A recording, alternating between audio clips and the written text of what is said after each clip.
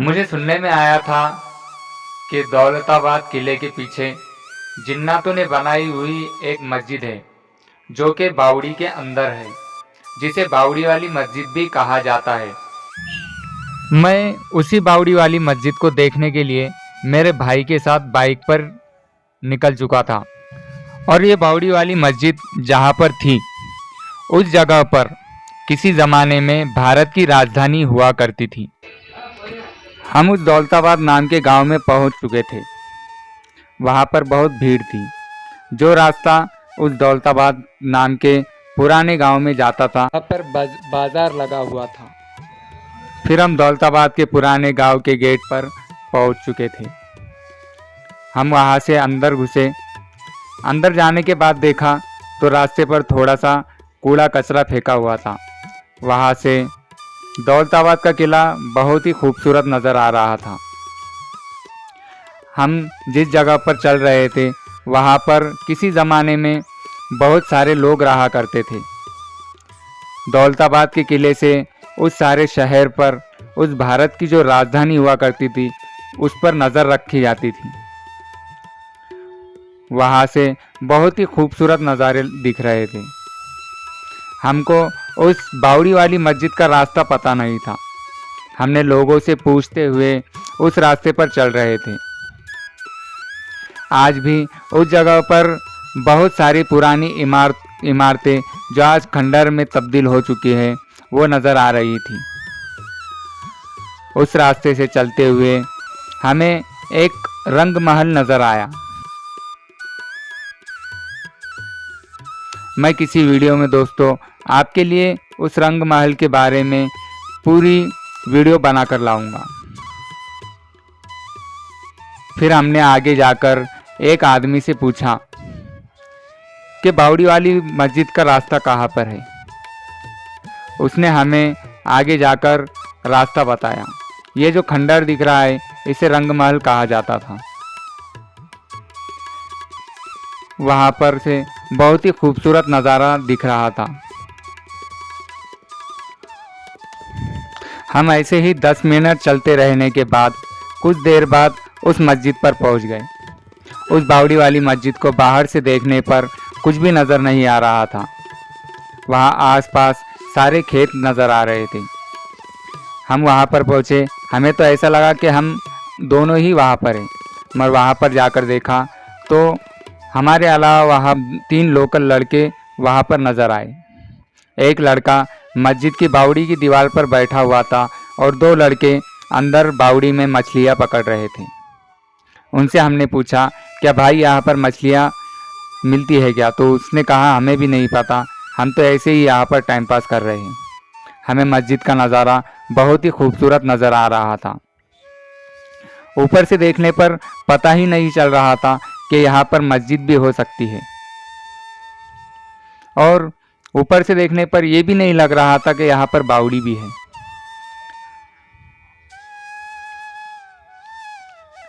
वहाँ पर बहुत ही खूबसूरत नक्काशी की हुई थी। उस बावड़ी में 12 महीने फुल पानी रहता है। मराठवाड़े में दुष्काल गिरने के बाद भी उस बावड़ी में हमेशा पानी रहता है। सुनने में आया था कि इस मस्जिद को जिन्नातों ने बनाया है, और कुछ लोग कहते हैं कि मलिक अंबर जो अफ्रीका का एक हबशी गुलाम था, जिसे पकड़कर यहाँ भारत में बेचा गया था, वो गुलाम आगे चलकर गुलाम से बादशाह बन गया।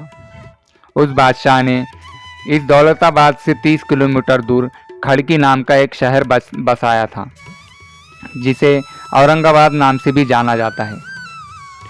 लोग कहते हैं कि उस बादशाह के सिपाहियों ने ही इस मस्जिद को बनाया था, जो कि 700 साल पुरानी है। कुछ लोगों का ये भी मानना है कि जिस बादशाह ने दिल्ली से राजधानी यहाँ देवगिरी में राजधानी बनाई थी, लोग कहते हैं क्या उसके सिपाहियों ने ही इसे मस्जिद को बनाया था। ये कारीगरी इंसानों की ही लग रही थी। देखने पर ऐसा नहीं लग रहा था कि इसे जिन्नातों ने बनाया है। मस्जिद में जब मैं अंदर गया तो मुझे अंदर बहुत ही अच्छा लग रहा था। ठंडी हवाएं अंदर चल रही थी।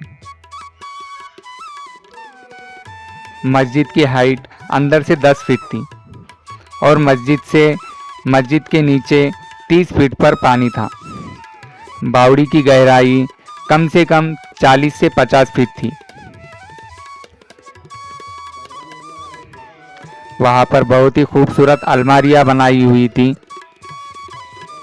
इस मस्जिद में इतनी जगह थी कि यहाँ पर कम से कम 50 से 60 लोग नमाज अदा कर सकते हैं। मस्जिद के अंदर गोल गोल गुंबदें बनाई हुई थी। वहाँ पर एक चटाई बिछाई हुई थी, जिस चटाई पर यहाँ के लोकल लोग नमाज अदा करते हैं।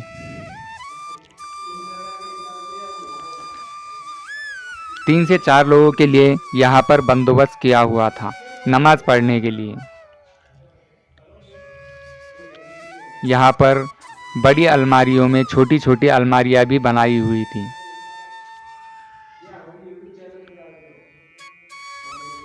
देखने में मस्जिद बहुत ही खूबसूरत लग रही थी।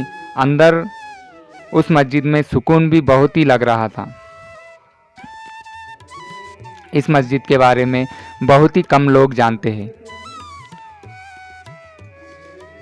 हम भी बहुत ही दिनों से यहाँ पर रहते हैं, मगर हमें भी आज तक इस मस्जिद के बारे में पता नहीं था।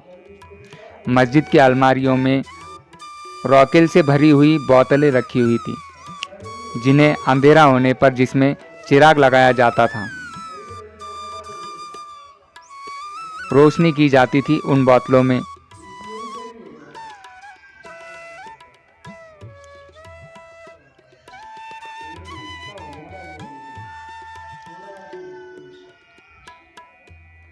अगर आप बोर हो गए हो तो आप इस मस्जिद में आकर कुछ वक्त के लिए सुकून भरा वक्त गुजार सकते हो। 2-2 फीट के पत्थरों से इस मस्जिद को बनाया गया था।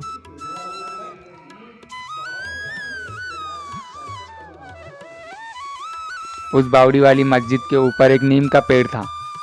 नीम के पेड़ में चिड़िया के घोंसले बने हुए थे। मस्जिद के बाहर कुछ इतनी साफ सफाई नहीं थी, मगर मस्जिद के अंदर साफ सफाई का ख्याल अच्छा रखा गया था।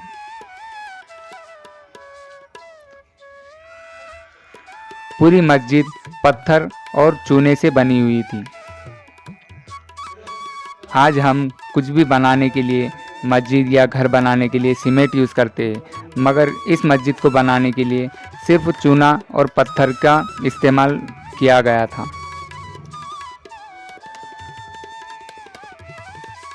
उस बावड़ी में पानी था, साफ पानी था।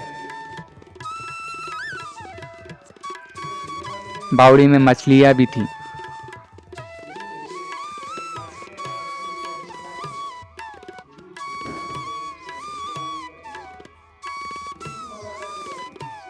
जमीन से 5 फीट नीचे ये मस्जिद है।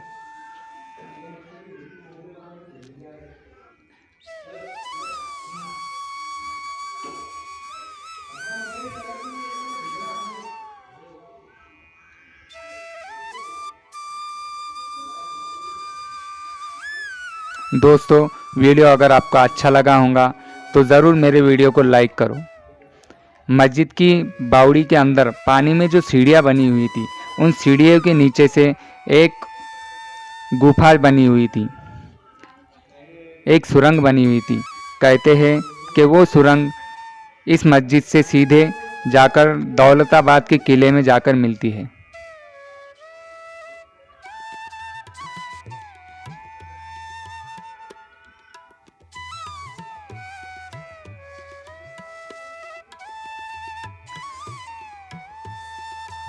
मुझे मस्जिद में से उस बावड़ी में जाने के लिए थोड़ा सा डर लग रहा था।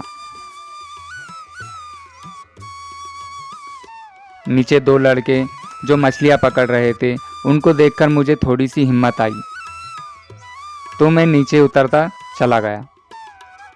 मैं ज़्यादा नीचे नहीं गया।